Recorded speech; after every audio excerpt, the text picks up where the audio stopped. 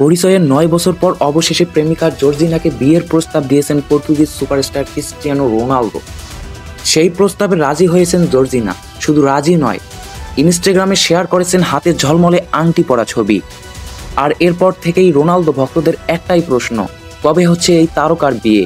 বিয়ের তারিখ এখনো চূড়ান্ত হয়নি, তবে স্প্যানিশ টিভি শো দি কোরাজনে এর সাংবাদিক আলবার্তো গুজমান জানিয়েছেন কিছু ভিতরের খবর।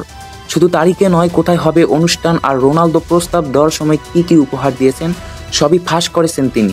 গুজমান জানিয়েছেন রোনালদো শুধু আংটি দেননি, সঙ্গে দিয়েছেন একটি গাড়ি, 2টি দামি ঘড়ি যার মূল্য 50,000 ইউরোরও বেশি, আর 2 বিখ্যাত ডিজাইনের পোশাক যার দাম 30,000 ইউরোর বেশি।